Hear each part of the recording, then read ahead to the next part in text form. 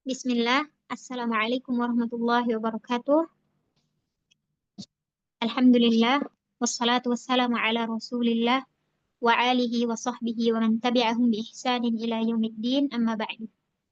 Ahlan wa sahlan bikum ikhwas semua. Selamat malam, selamat berjumpa kembali di kajian Mental Health Series yang diselenggarakan oleh Akademi Ihfazi wa Ta'allami Ma'ana yang merujuk pada kitab Al-Wasailul Mufidah lil Hayati Sa'idah karya Syekh Abdurrahman bin Nasir As-Sa'idi rahimahullah bersama dengan pemateri kita Ustadz Lutfi Nur Pratama SSI. Baik, Alhamdulillah, pada pertemuan sebelumnya kita sudah menyelesaikan materi kajian pada bagian iman dan amalan soleh. Lalu pada malam hari ini, insya Allah kita akan memasuki materi baru pada bagian psikologi dan self-development. Lalu pada malam hari ini, kita memasuki episode ke-12 dengan tema Good Deeds, Good Mood. Bagaimana maksud dari tema ini?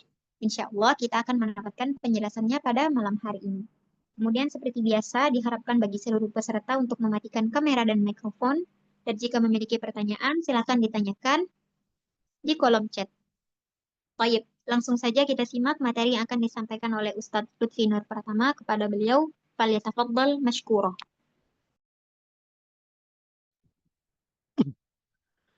Bismillahirrahmanirrahim. Assalamualaikum warahmatullahi wabarakatuh. Alhamdulillahi rabbil alamin. Wabihi nasta'inu ala umur dunia wa din. Salatu wassalamu ala rasulil karim. Nabina Muhammad. Wa ala alihi wa ashabihi ajma'in. Asyhadu an la ilaha illallah wahdahu la syarika lah. Wa asyhadu anna Muhammadan abduhu wa rasuluh. Al-mab'utsu rahmatan lil alamin. Wa sallallahu wa sallama tasliman katsiran ila yaumiddin amma ba'du.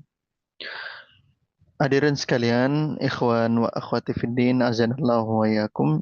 Alhamdulillah, tidak ada kata yang patut kita ucapkan pertama kali selain dari bersyukur kepada Allah Subhanahu wa taala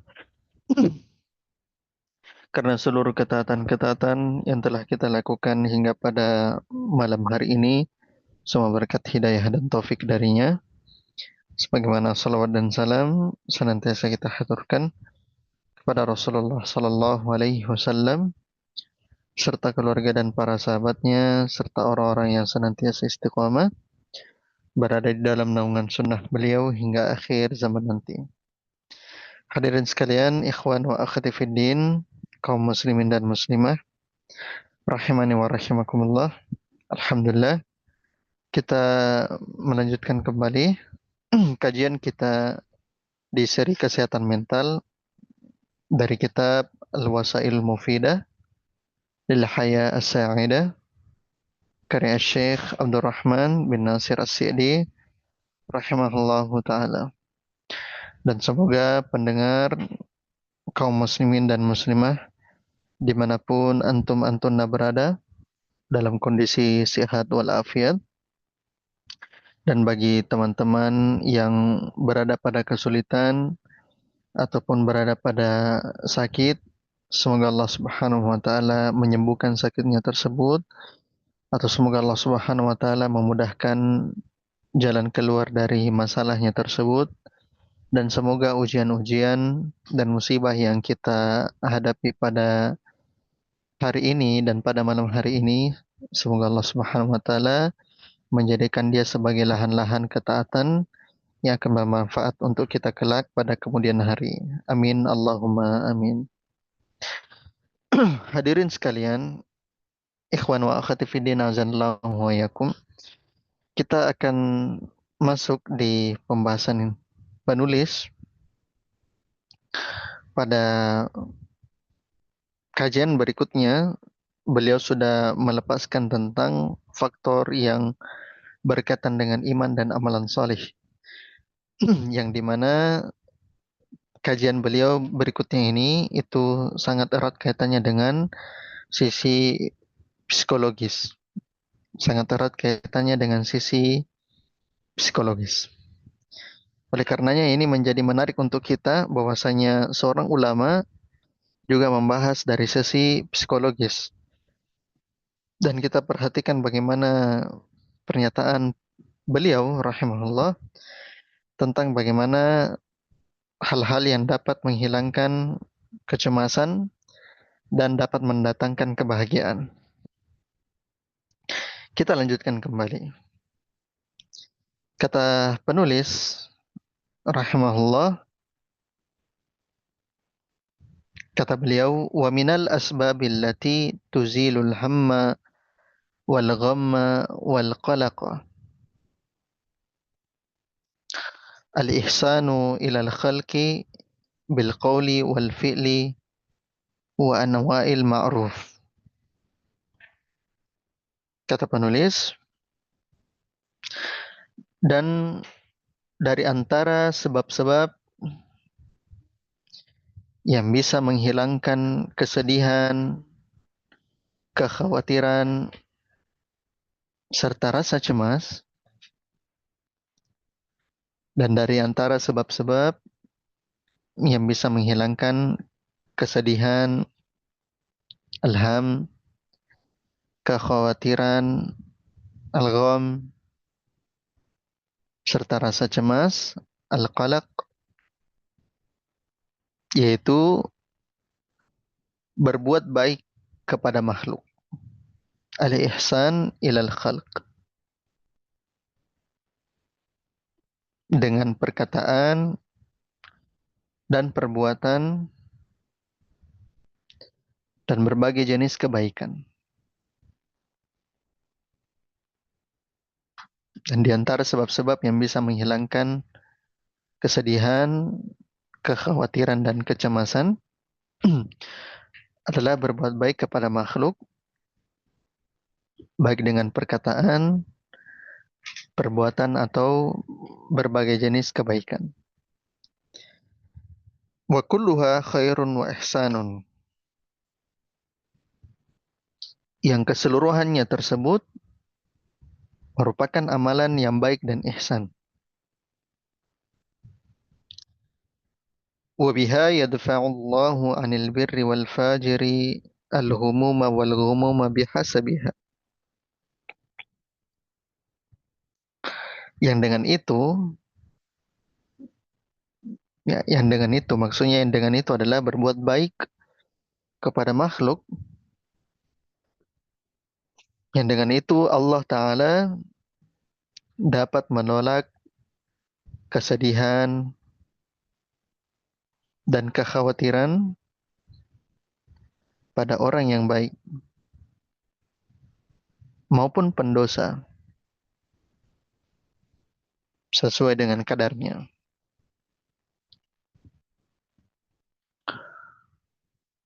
Walakinna lil mu'minin minha akmalal hafzi wan nasib. Akan tetapi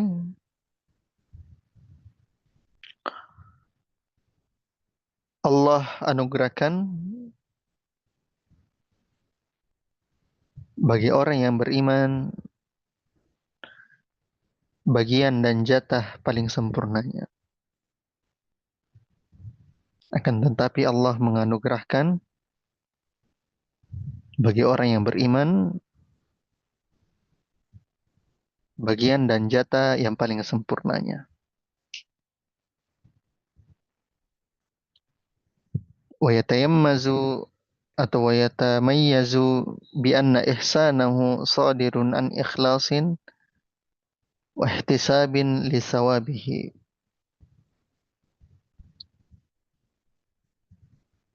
Yang membedakannya adalah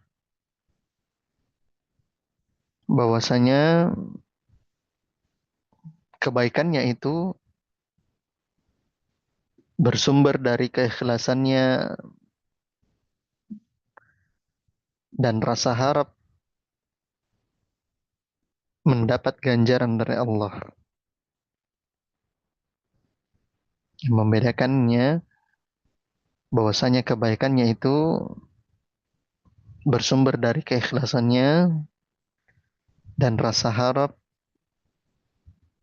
ganjaran pahala dari Allah. Fayuhawwinullahu alaihi badlal ma'rufi lima yarjuhu minal khair. ويدفع عنه المكاره بإخلاصه واحتسابه. Maka Allah akan memudahkan ia melaksanakan kebaikan yang ia harapkan. Maka Allah akan memudahkan ia melaksanakan kebaikan yang ia harapkan. Sekaligus Allah akan menolak kejelekan untuknya.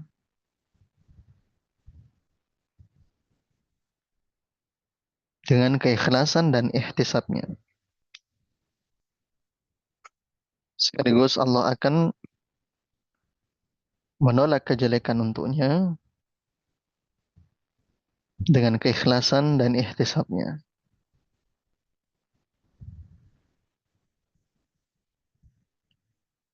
Dengan keikhlasan dan ihtisabnya.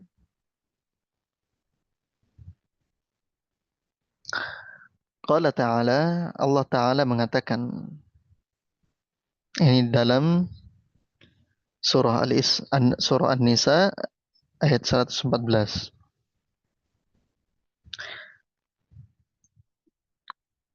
Berdalilkan dengan ayat tersebut, kata penulis, qala ta'ala, la khaira fi katsirin min najwahum illa man amara bi sadaqatin aw ma'rufin aw islahim bainan nas. ومن يفعل ذلك ابتغاء مرضات الله فسوف نؤتيه أجرا عظيما. Ya, artinya kata Allah Subhanahu wa taala, tidak ada kebaikan dari banyak pembicaraan rahasia mereka kecuali pembicaraan rahasia dari orang yang menyuruh orang bersedekah atau berbuat baik atau mengadakan perdamaian di antara manusia. Barang siapa yang berbuat demikian karena mencari keridhaan Allah, maka kelak kami akan memberinya pahala yang besar. Surah An-Nisa ayat 114. Kemudian kata penulis menutup ayat tersebut, فأخبر تعالى أن هذه الأمور كلها خير ممن صدرت منه.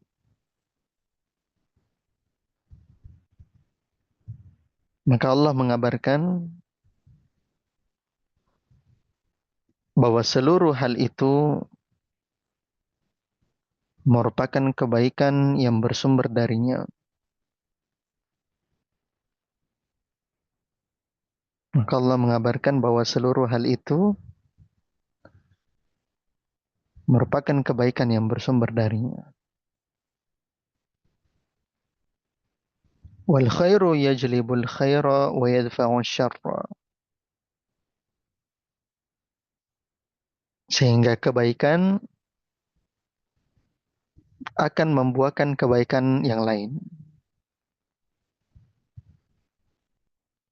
Sehingga kebaikan akan membuat kebaikan yang lain dan menolak keburukan.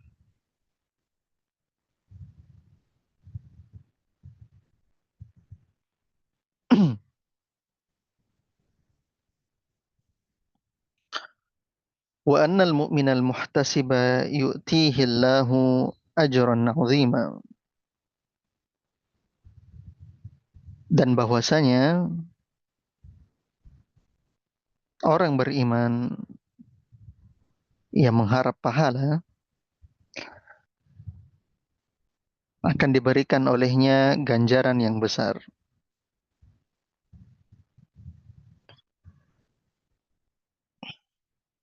Wa min jumlatil ajril 'azim zawalul hammi wal ghammi wal akdari wa nahwiha. Dan dari bentuk ganjaran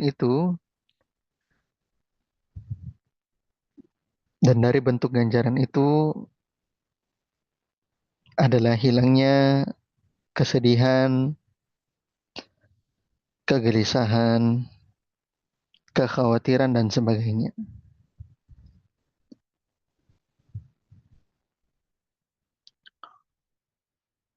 Maka hadirin sekalian, penulis di sini membahas tentang poin yang menyebabkan seseorang dapat menghilangkan kesedihan dan kekhawatirannya.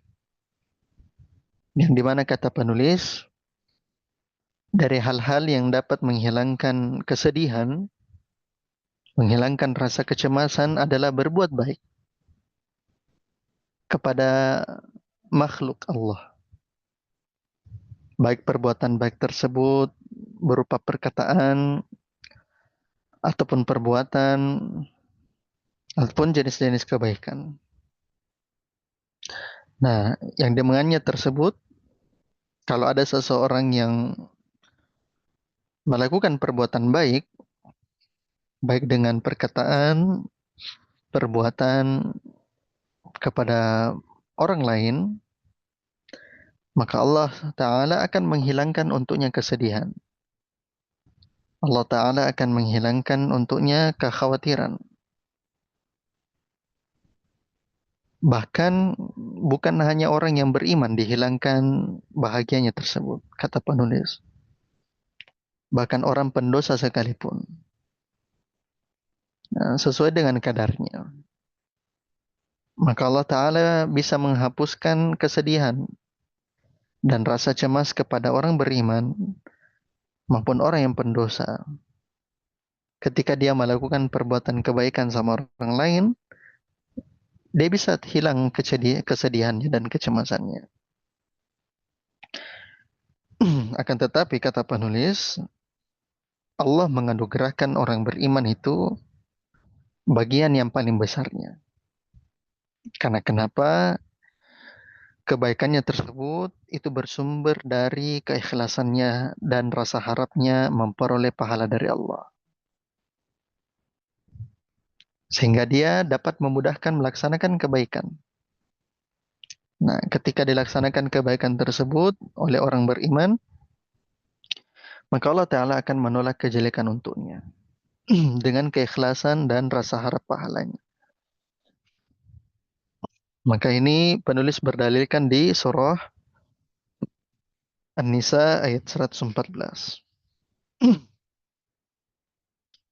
Maka hadirin sekalian, pembahasan kita pada malam hari ini adalah tentang berbuat baik dapat menghasilkan hal yang baik. Berbuat baik dapat menghilangkan rasa kesedihan. Bahkan berbuat baik akan menghilangkan kecemasan dan kekhawatiran, serta berbuat baik membuat seseorang akan baik moodnya. Sehingga pembahasan kita pada malam hari ini, good deeds, good mood. Orang yang melakukan good deeds, yaitu perbuatan baik, akan menghasilkan good mood, akan mendapatkan mood yang baik. Maka inilah topik yang besar yang kita akan bahas pada pertemuan malam ini. Maka good deeds, berbuat baik, itu akan menghasilkan hasil yang baik. Yang dimana penulis sebutkan, berbuat baik tersebut bisa secara perkataan dan perbuatan.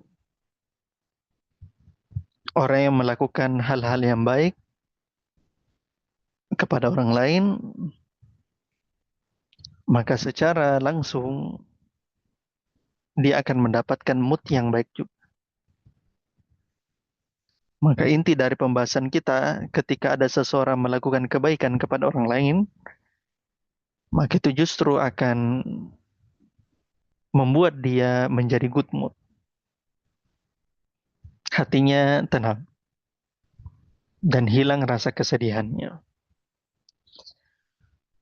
Dan ini akan kita bahas dari sisi syariat dan sisi psikologis.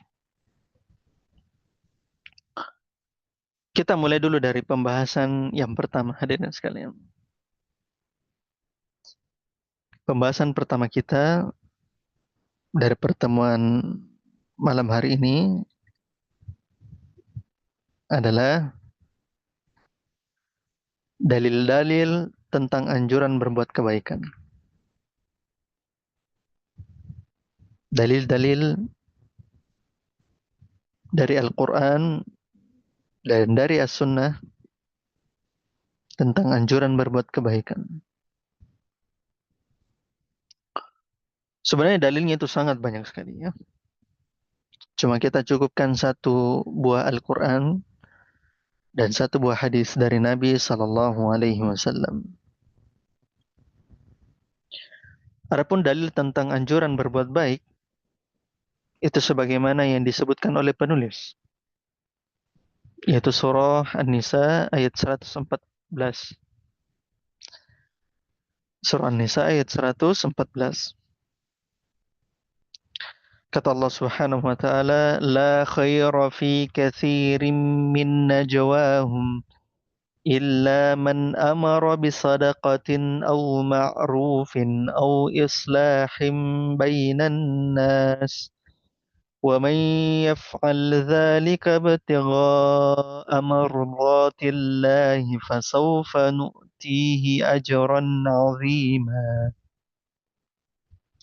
Yang artinya kata Allah Subhanahu wa taala, tidak ada kebaikan dari banyak pembicaraan rahasia, dari banyak bisik-bisik, kecuali dari bisik-bisik untuk menyuruh orang bersedekah atau berbuat kebaikan. Nah, di sini syahidnya ya, yaitu perintah di sini untuk berbuat kebaikan.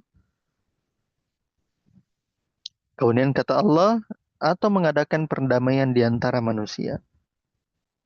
Dan barang siapa yang berbuat demikian karena mencari keridhaan Allah, maka akan kami berikan pahala yang besar. Maka di sini hadirin sekalian, disebutkan oleh Syekh As-Sa'di dalam tafsir beliau tentang tafsiran ayat ke-114 surah An-Nisa ini, bahwasanya tidak ada kebaikan dalam mayoritas bisikan-bisikan. Tidak ada kebaikan dalam mayoritas pembicaraan-pembicaraan. Baik karena di dalam pembicaraan tersebut ada ucapan yang terlalu berlebihan, ataupun ucapan tersebut justru yang berbahaya.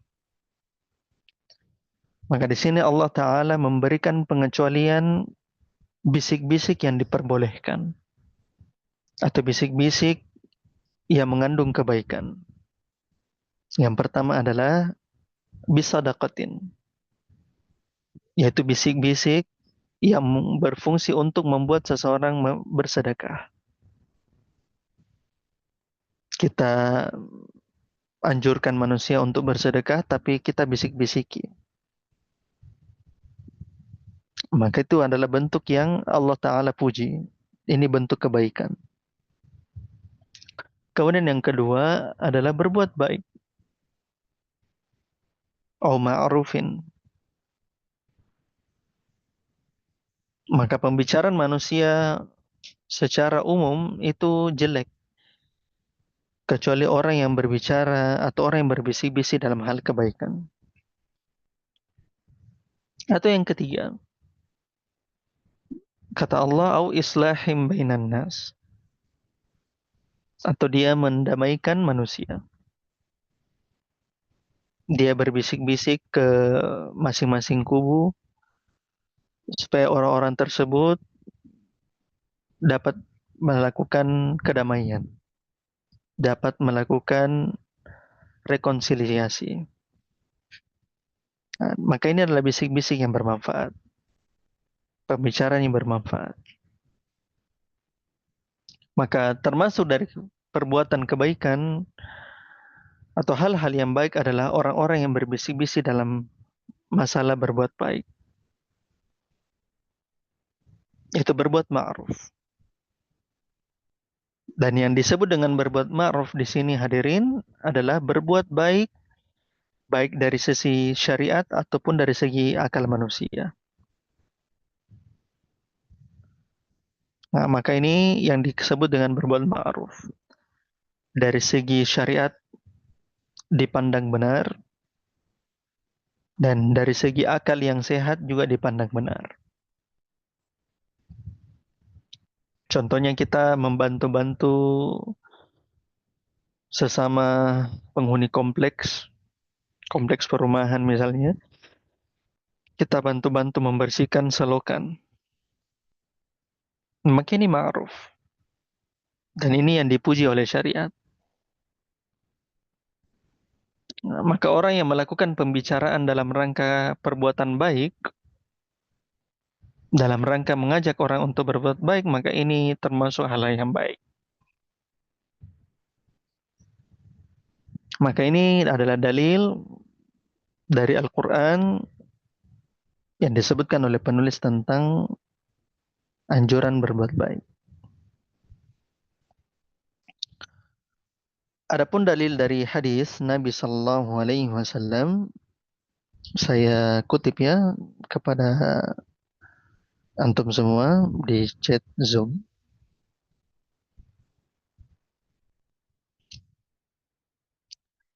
Kata Nabi Sallallahu Alaihi Wasallam, "Kullu ma'rufin sadaqah." Setiap kebaikan itu sedekah. Hadis riwayat Bukhari dari Jabir bin Abdullah radhiyallahu taala anhu. Ini hadisnya sangat singkat, sangat simpel, tapi kedalaman maknanya itu luar biasa. Karena dari hadis ini kita dapatkan kesimpulan bahwasanya setiap perbuatan baik kita itu dihitung sebagai pahala. Hatta dalam masalah memberi makan hewan sekalipun itu diberikan pahala.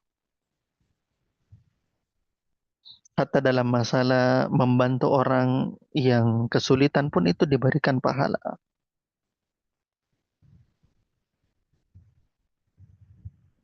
Dan ini sebenarnya hadisnya ada lanjutannya ya, hadirin sekalian. Sampai kata Nabi Sallallahu Alaihi Wasallam, kamu mengangkat barang ke atas tunggangan orang lain, ya, kamu mengangkat barangnya orang lain ke atas tunggangannya, maka itu dihitung sedekah.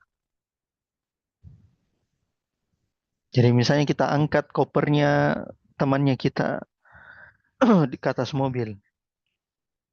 Jangan kira itu baik dari segi akal sehat saja, tidak. Itu dianggap baik dari segi syariat. Bahkan dianggap sedekah, dianggap pahala. Ini kata Nabi Sallallahu Alaihi Wasallam. Bahkan sampai urusan mengangkat mengangkat barang ke atas tunggangannya, ke atas kendaraannya teman kita, saudara kita, maka itu dihitung sedekah. Ini luar biasa. Maka hadirin sekalian, dari hadis tersebut dan dari dalil-dalil tersebut kita bisa dapatkan kesimpulan ya, bahwasanya berbuat baik dari sisi syariat dan dari sisi adat itu akan mendatangkan kebaikan berikutnya. Itu akan membuahkan kebaikan lanjutannya. Salah satu kebaikan berikutnya dari kita menolong seseorang adalah Allah Ta'ala akan menghilangkan kesedihan. Allah Ta'ala akan menghilangkan kecemasan.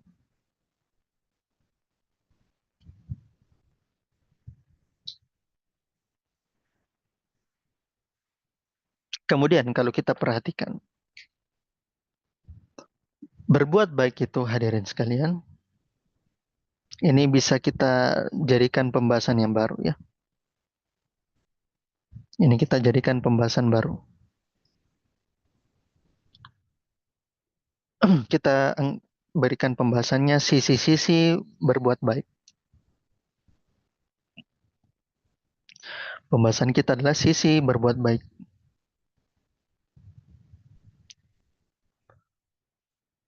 Maka hadirin sekalian, berbuat baik itu bisa kita lihat dari beberapa sudut.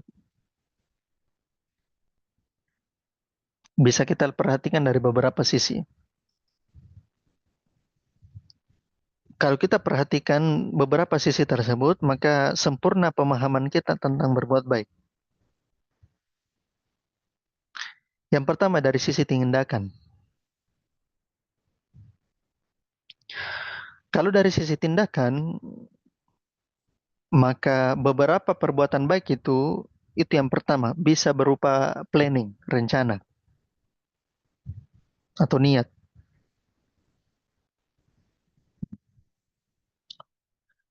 Nah, maka orang yang melakukan niat baik, orang yang melakukan rencana yang baik, itu dihitung sebagai kebaikan.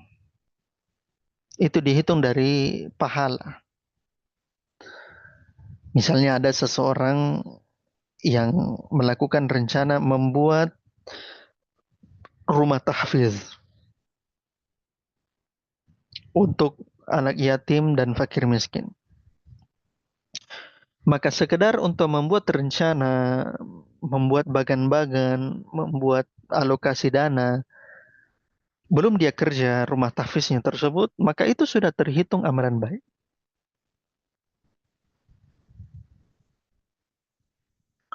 Orang yang misalnya melakukan rencana misalnya, dia membuat kajian rutin. Saya rencana mengadakan kajian rutin. Atau saya rencana mengadakan atau membuat rumah belajar untuk ibu-ibu misalnya. Maka sekedar dia menghitung-hitung di atas kertas, sekedar dia mengalokasikan anggaran, berapa kira-kira estimasi anggarannya, sekedar dia membuat proposal-proposal, padahal barangnya belum jadi, maka itu sudah dianggap berbuat kebaikan dari sisi niat, dari sisi planning. Bahkan itu terhitung pahala. Hatta pun sampai kita tidak melakukan niatnya tersebut, hanya sebatas niat saja, Allah sudah memberikan kita satu pahala. Pahala mengerjakan kebaikan. Maka ini adalah contoh sisi tindakannya itu niat, rencana. Kemudian dalam masalah dunia misalnya, ada seorang mahasiswa, dia mau melakukan sosialisasi ke rumah-rumah misalnya, ke dusun-dusun. Dia misalnya membuat sosialisasi pentingnya hidup sehat. Nah, sekedar untuk melakukan sosialisasi atau sekedar untuk melakukan hitung-hitungan anggaran, sekedar untuk membuat proposal di depan komputer atau di depan laptopnya. Dan ini belum dia lakukan ya. Sosialisasinya belum dia lakukan. Maka sekedar dia melakukan hal tersebut, maka dia sudah mendapatkan atau membuat kebaikan. Ada misalnya ada seorang mahasiswa ingin membuat sosialisasi tentang bencana alam misalnya. Sekedar dia ingin berpikir saja dalam pikirannya bagaimana kalau saya membuat sosialisasi tentang bencana alam. Karena masih banyak di antara masyarakat kita yang tidak tahu tentang bagaimana mitigasi saat bencana datang. Maka sekedar dia berpikir tentang hal tersebut. Sekedar dia membuat ide tentang hal tersebut. Sekedar dia membuat planning hal tersebut. Itu sudah masuk dalam hal kebaikan. Dan ketika dia melakukan kebaikan tersebut, maka akan hilang rasa kesedihan. Karena dia fokus pada hal-hal kebaikan, maka akan hilang rasa kesedihan. Itu dari sisi niat. Kemudian yang kedua, hadirin sekalian, bisa berupa perkataan. Sekedar kita melakukan berkata dengan benar, hatta sekedar senyum sekalipun, itu sudah termasuk perbuatan baik. Kata Nabi SAW, la tahqiranna Minal ma'rufi syai'an walau an talqa akhaka biwajhin talq. Kata Nabi Shallallahu Alaihi Wasallam, jangan kalian sekali-kali meremehkan perbuatan baik, meskipun kamu bertemu dengan saudaramu dengan muka yang senyum, muka yang ceria. Kata Nabi, jangan sekali-kali remehkan. Bayangkan Nabi Shallallahu Alaihi Wasallam menyuruh kita jangan sekali-kali meremehkan perbuatan yang remeh. Karena hadirin sekalian, selain dari perbuatan tersebut dapat membuahkan pahala, dapat menjadi amalan kebaikan, perbuatan remeh juga tersebut akan menyebabkan seseorang dapat hilang rasa sedihnya, akan hilang rasa cemasnya.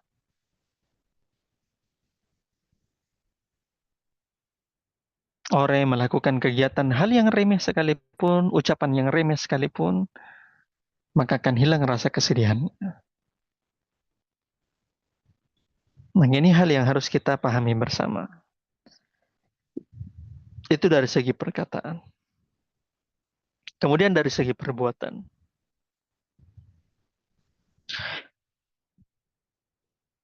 Ini yang banyak ya. Kita berbuat kebaikan dari segi perbuatan. Ada sebuah hadis yang menarik dari Nabi Shallallahu Alaihi Wasallam tentang bagaimana seseorang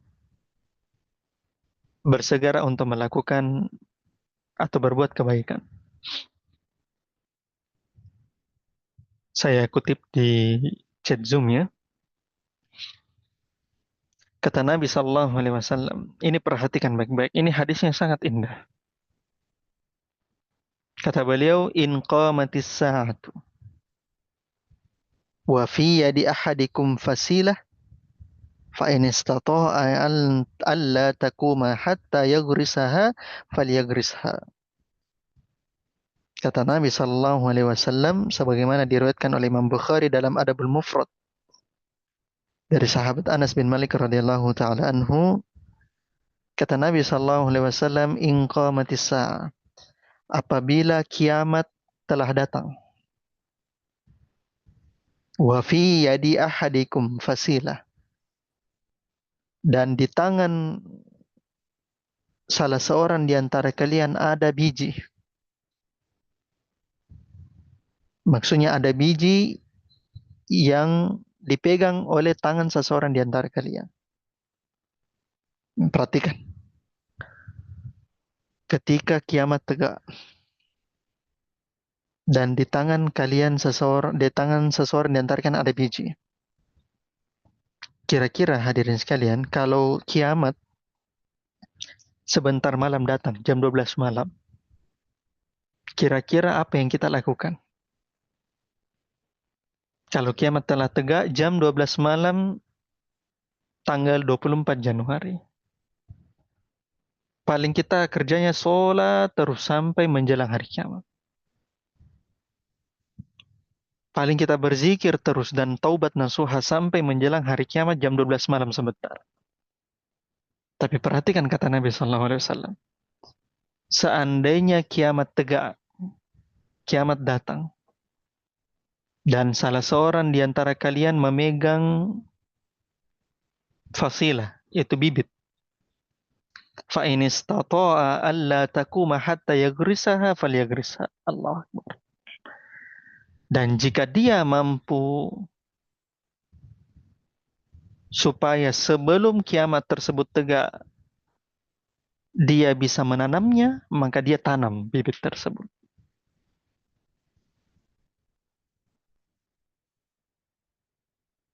Kalau dia mampu untuk menanam bibit tersebut sebelum kiamat tegak, maka dia tanam. Hal-hal yang sederhana, hal-hal yang remeh, yang kadang-kadang kita tidak sadari. Nabi SAW bahkan menyuruh kita untuk menanam bibit meskipun kiamat sedikit lagi baru datang. 10 menit baru datang. Karena fungsi dari amalan kebaikan itu bukan hanya berupa pahala, tapi fungsi amalan kebaikan adalah menghilangkan kecemasan dan kesedihan pelakunya.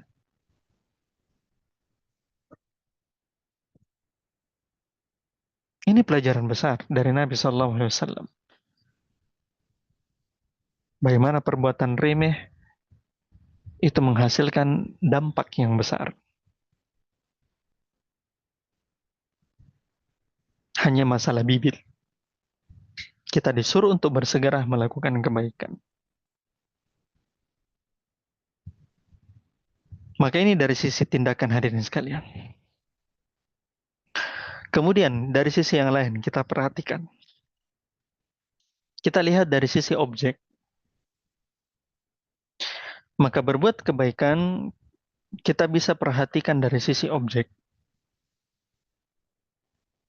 Ada 4 objek yang bisa kita lihat untuk berbuat kebaikan. Yang pertama adalah diri sendiri.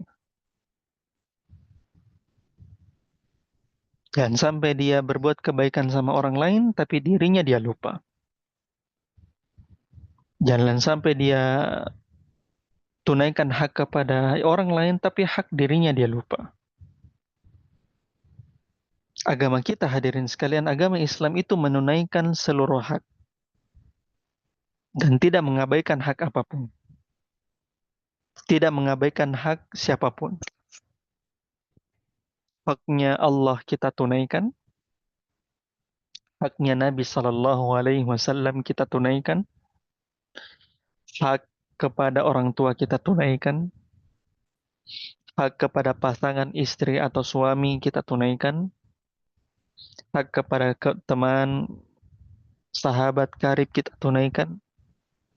Dan hak kepada diri sendiri kita tunaikan. Maka agama Islam itu agama yang tidak zalim. Bukan agama yang menegakkan hak kepada satu pihak dan dia menurunkan haknya kepada yang lain. Agama Islam bukan seperti begitu. Agama Islam menegakkan hak seluruh pihak. Makanya sempat ada beberapa waktu yang lalu, 1-2 tahun yang lalu kalau saya tidak salah ingat, ada pertanyaan seperti begini. Seorang suami ditanya misalnya, nanti memilih siapa? Pilih yang mana? Pilih istri atau pilih orang tua? Pilih istri atau pilih ibu? Ada yang pernah dengar pertanyaan yang seperti begitu, hadirin? Ada yang pernah dengar?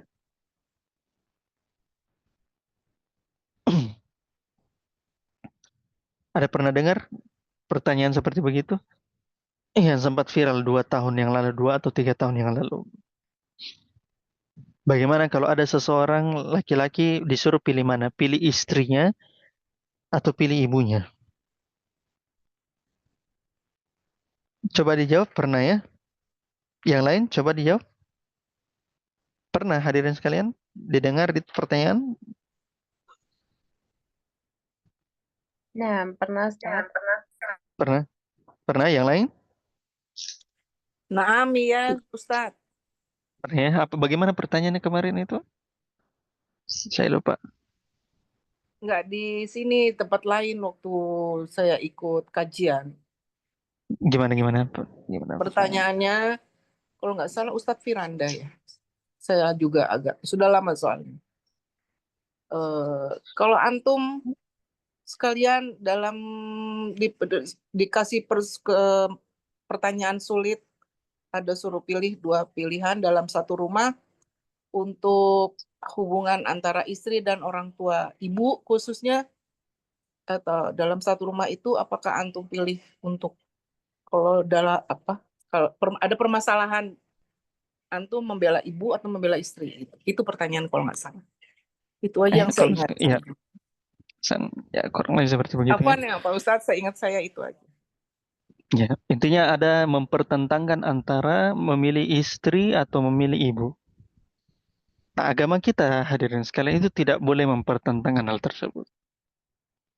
Tidak ada pertentangan dalam tersebut. Haknya istri kita tunaikan, sementara hak orang tua juga kita tunaikan. Dua-duanya hak tersebut asalnya ditunaikan. Dan tidak boleh keduanya saling menzolimi satu sama lain, atau keduanya itu salah satunya tidak ditunaikan haknya tersebut. Ini adalah kaidah dasar. Ini kaidah yang harus kita pahami. Maka ini kita perhatikan. Hak diri sendiri itu harus kita perhatikan untuk berbuat baik sama diri sendiri. Maka pertanyaannya, benarkah kita sudah menunaikan hak kita terhadap diri kita sendiri? Benarkah kita sudah punya luangkan waktu untuk istirahat pada diri kita sendiri? Benarkah asupan nutrisi kita kepada diri kita sendiri sudah cukup, sudah maksimal? Nah, terkadang kita lupa sama diri sendiri. Ini yang pertama dari sisi objeknya. Kemudian yang kedua, dari sisi keluarga. Maka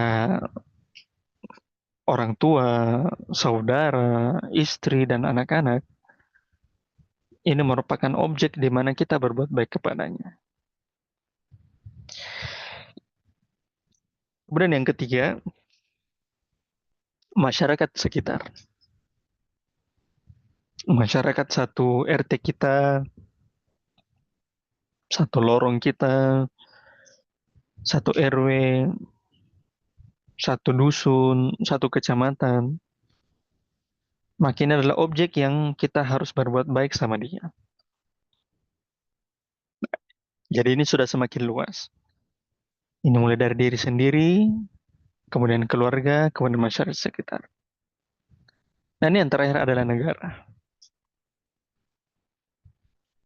Bagaimana seseorang itu berbuat baik sama negara. Dalam hal ini adalah aparatur negara. Makanya dari sisi objek. Sebagaimana hadis dari Nabi Shallallahu Alaihi Wasallam. Saya kutip ya.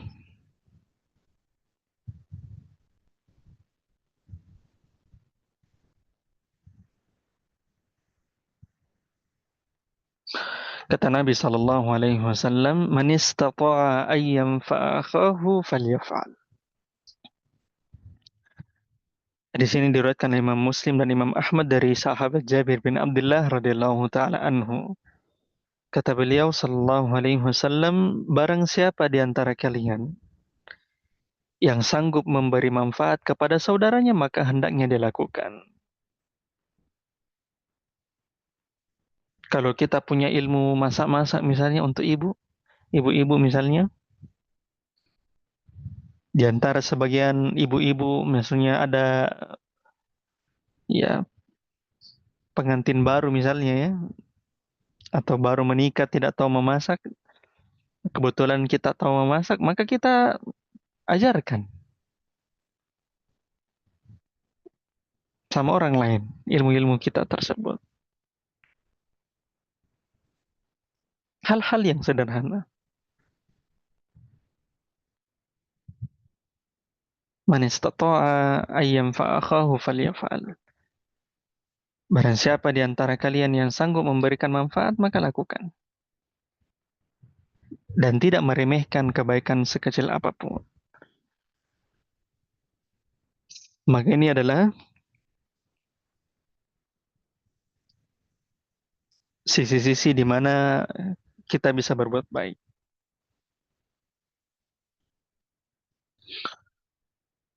Kemudian pembahasan kita berikutnya, hadirin sekalian. Pembahasan kita berikutnya adalah manfaat berbuat baik dari sisi sains.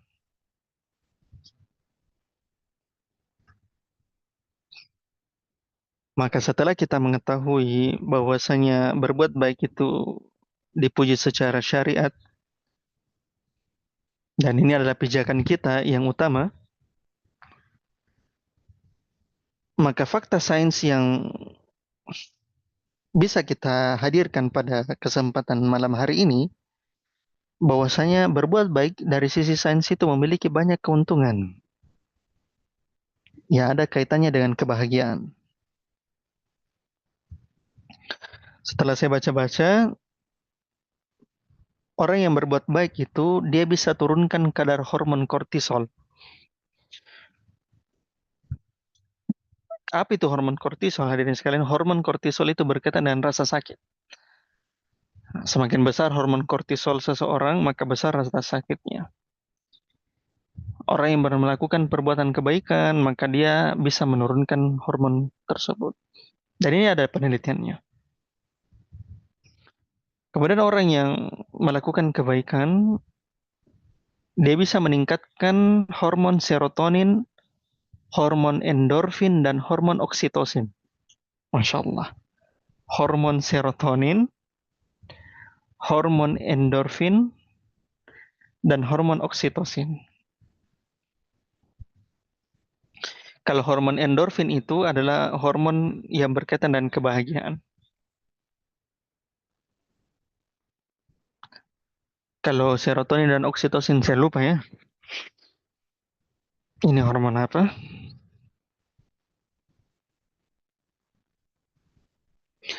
Yang intinya ketiga hormon ini berperan di dalam masalah meningkatkan mood di dalam tubuh. Nah, silakan antum cari sendiri manfaat dari tiga hormon ini. Kemudian manfaat berikutnya dari sisi sains, dan ini berdasarkan penelitian, orang yang berbuat kebaikan itu bisa menurunkan kadar kolesterol dan tekanan darah. Luar biasa ya.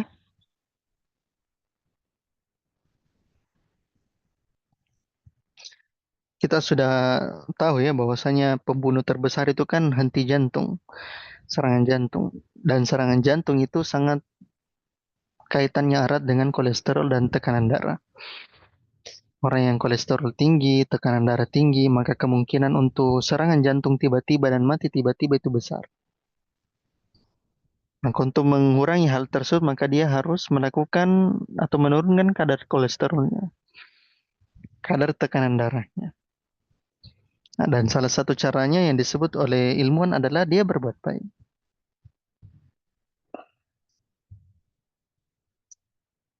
Dan di sini hadirin sekalian, saya memiliki jurnal, atau saya sempat cari jurnal yang berkaitan dengan hal tersebut. Dan insya Allah setelah kajian saya akan share ya kepada teman-teman tentang jurnal ini. Saya apa namanya? Saya kirimkan ya ke teman-teman.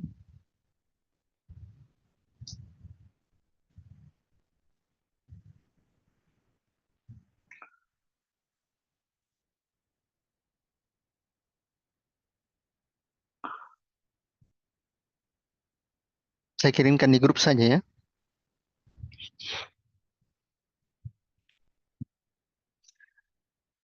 Untuk singkatnya saya akan ringkaskan bagaimana hasil dari jurnal tersebut. Dari jurnal ini hadirin sekalian, dia ini coba meneliti bagaimana hubungan antara melakukan kebaikan dengan meningkatkan kebahagiaan dan prestasi akademik. Jadi ceritanya jurnal ini, seorang siswa atau di sebuah siswa, ini di Filipina ya, ini penelitiannya tahun 2022. Jadi termasuk penelitian yang baru. Dari jurnal ini menjelaskan bagaimana kaitannya antara berbuat baik, lalu dia mendapatkan kebahagiaan, sehingga lalu dia ada hubungannya dengan prestasi akademiknya. Jadi ceritanya dipilihlah dari 50 orang siswa di sebuah ruangan, akhirnya disaring sisa 27 orang. Nah, 27 orang ini, 27 mahasiswa ini, nah, itu ternyata didapati mereka semua memiliki masalah terkait dengan diri mereka. Ada masalah terkait dengan keluarga, masalah personal, dan seterusnya. Mereka diwawancarai sehingga terpilih dari 27 mahasiswa yang mereka memiliki masalah terkait dengan pribadi dan keluarga mereka. Yang jelas mereka itu tidak baik-baik saja. Akhirnya mereka dites. 27 mahasiswa ini dites. Selama 14 hari, mereka disuruh melakukan minimal 5 perbuatan baik. Minimal 5 perbuatan baik. Bebas, terserah apa perbuatan baiknya. Nah, dari hasil penelitian tersebut, 5 perbuatan baik ini, mayoritas itu memilih, ya 5 tersebut adalah, yang pertama dia membuat kata-kata motivasi ke teman kelasnya. Jadi dia menyampaikan ke teman-teman kelasnya tentang kata-kata atau kalimat-kalimat motivasi atau caption-caption motivasi begitu. Itu yang pertama. Yang kedua, mahasiswa ini itu mengucapkan terima kasih sama temannya, sama gurunya, sama orang tuanya. Nah, ini dia ucapkan terima kasih. Kemudian yang ketiga, mereka apa namanya? Ya mereka lakukan mayoritasnya adalah mereka memperbaiki barang-barang yang ada di ruang kelas. Jadi ada misalnya barang-barang rusak, dia perbaiki. Ada barang-barang berantakan, dia perbaiki. Nah, kemudian yang keempat itu dia membuat kartu ucapan atau surat. Ya, jadi dia membuat letter handmade yang dia buat sendiri, dia bingkai sendiri, atau dia membuat surat, lalu isi surat tersebut dia tujukan kepada orang yang dia sayangi. Orang tuanya kah, teman yang dia sayangi kah. Dan yang terakhir dia membuat harapan-harapan ke keluarganya. Akhirnya, hadirin sekalian, 14 hari mereka disuruh melakukan perbuatan baik tersebut. Nah, setelah diteliti dan ditunjukkan hasilnya, ternyata hasilnya adalah mereka mendapatkan mood yang baik. Setelah 2 minggu melakukan hal tersebut, mood mereka baik. Yang dimana sebelum diteliti, mood mereka itu dianggap rendah. Setelah diwawancari, mood mereka rendah. Namun setelah dilakukan percobaan selama 2 pekan untuk melakukan hal-hal kebaikan, maka mood mereka itu baik. Dan setelah 2 pekan tersebut, akhirnya prestasi-prestasi dan nilai-nilai mereka pun semakin meningkat. Nah, ini adalah contoh dari bagaimana kaitannya antara berbuat baik dengan kebahagiaan. Bahkan itu berperan dalam berprestasi akademiknya. Tentunya hadirin sekalian, ini subjek penelitiannya sangat sedikit, cuma 27 orang. Ya, itu pun di Filipina, dan ini perlu penelitian yang lebih besar. Tapi dari hasil penelitiannya tersebut, ini menjadi bukti dari beberapa bukti dari ilmiah, yang dimana kebaikan-kebaikan yang kita lakukan itu bisa menghasilkan kebahagiaan. Hal-hal yang kita bisa lakukan, hal-hal baik yang bisa kita lakukan, meskipun hal yang remeh, bisa kita mendapatkan kebahagiaan. Gitu. Misalnya kita membuat dari sekarang apa-apa saja rencana kita untuk membuat kebaikan, hal-hal yang baik. Kalau kita misalnya masih mahasiswa, kita mulai 5 hal yang baik yang bisa kita lakukan pada hari itu. Kalau misalnya kita seorang ibu rumah tangga, kita coba menulis apa-apa saja 5 perbuatan baik yang kita targetkan bisa selesai pada hari itu. Kalau kita misalnya sebagai suami, kita menulis hal-hal yang baik kita bisa lakukan pada hari itu. Kalau misalnya kita sebagai seorang pekerja, kita lakukan 5 hal baik yang bisa kita lakukan di tempat kerja kita. Hal-hal yang baik meskipun sedikit. Nah, maka ini kata penulis, hal-hal tersebutlah yang membuat seseorang terhindar dari kesedihan dan kecemasan. Maka ini hal yang harus kita perhatikan baik-baik. Dan yang terakhir hadirin sekalian, pembahasan kita sesuai dengan perkataan penulis, bahwasanya orang yang beriman melakukan kebaikan. Orang yang kafir juga melakukan kebaikan. Namun apa pembeda di antara mereka? Nah, pembeda dengan orang beriman adalah keikhlasannya. Niatnya kepada Allah. Asal niatnya tersebut adalah iman kepada Allah. Dan harapan untuk dibalaskan kebaikannya bukan dari orang yang dia berbuat baik kepadanya. Nah, kadang-kadang kita justru malahan sakit hati.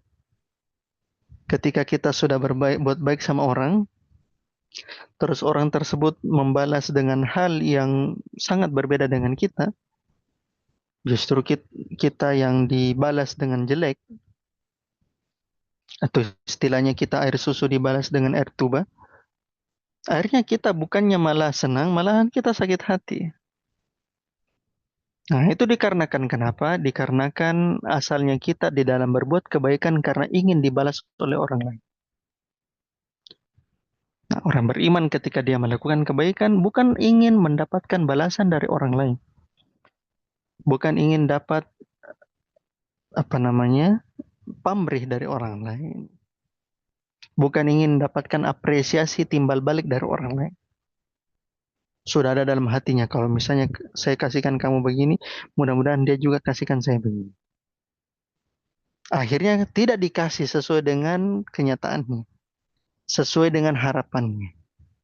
Akhirnya sakit hati. Nah, inilah pembeda kita dengan orang yang tidak beriman. Orang yang beriman itu ketika dia melakukan kebaikan, maka dia melakukan kebaikan atas dasar Allah Ta'ala. Ketika dia melakukan hal yang baik kepada orang, dia tidak butuh sama orang tersebut. Dia tidak butuh sama balasan orang tersebut. Yang dia butuhkan adalah orang-orang yang hanya ikhlas kepada Allah. Karena ketika orang lain tidak membalas, maka tidak perlu. Tidak ada urusannya dengan orang lain. Urusannya dia itu hanya kepada Allah Ta'ala. Maka ini harus kita perhatikan dengan baik hadirin sekalian. Dalilnya apa? Dalilnya adalah surah Al-Insan ayat 6 sampai dengan ayat ke-11. Kata Allah Subhanahu wa taala, "Ainan yashrabu bihal muqarrabun," atau "Ainan yashrabu biha ibadullahi yufajjirunaha tafjira." يوفون بالنذر ويخافون يوما كان شره مستطيرا ويطعمون الطعام على حبه مسكينا ويتيما وأسيرا إنما نطعمكم لوجه الله لا نريد منكم جزاء ولا شكورا إنا نخاف من ربنا يوما عبوسا قمطريرا فوقاهم الله شر ذلك اليوم ولقاهم نضرة وسرورا. Kata Allah Subhanahu wa taala, yufuna bin nazri wa yakhafuna yawman kana syarruhu mustatir. Mereka memenuhi nazar-nazar dan mereka takut suatu hari yang azabnya itu merata. Wa yut'imuna at-ta'ama ala hubbihi miskinan wa yatiman wa asira. Mereka orang-orang beriman tersebut memberi makan sama orang yang disukainya. Kepada orang miskin, kepada orang yatim, dan orang-orang yang ditawan dalam perang. Kemudian dia berkata, Innama nut'imukum liwajhillah la nuridu minkum jaza'an wala syukura. Orang beriman tersebut berkata, kami memberi makan kalian hanya karena mengharapkan keridhaan Allah, mengharapkan wajah Allah. Kami tidak mengharapkan balasan dari kalian dan kami tidak mengharapkan rasa terima kasih. Luar biasa. Inna nakhafu min rabbina yawman abusan qamtarira. Kami itu cuma takut azabnya Tuhan kami ketika orang-orang yang berwajah masam berada pada kesulitan. Maka kata Allah, fawaqahumullahu yawma walaqahum nadratan wa surura. Fawaqahumullahu syarra dzalikal yawma walaqahum nadratan wa surura. Maka Allah melindungi mereka dari kesusahan hari itu dan memberikan kepada mereka keceriaan dan kegembiraan. Maka inilah yang membuat kita berbeda dengan orang yang tidak beriman dalam masalah berbuat baik. Orang yang beriman berbuat baik karena mengharapkan wajah Allah, mengharapkan balasan dari Allah. Sedangkan orang yang tidak beriman itu mengharapkan pamrih dari manusia.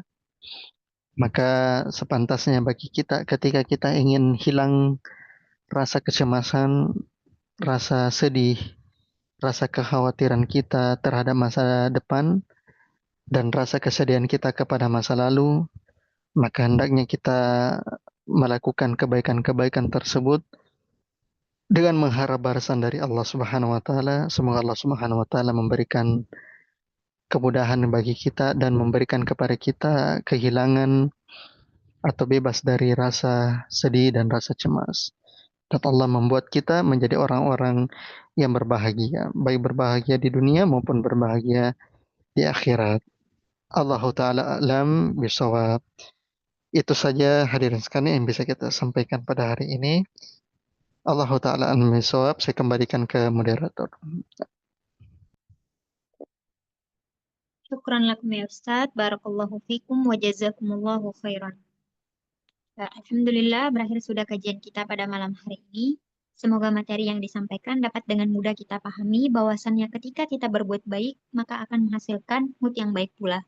Demikian kajian kita pada malam hari ini. Terima kasih atas keikutsertaan dan perhatian ikhwas semua. Barakallahu fikum wa jazakumullahu khairan. Sampai berjumpa pada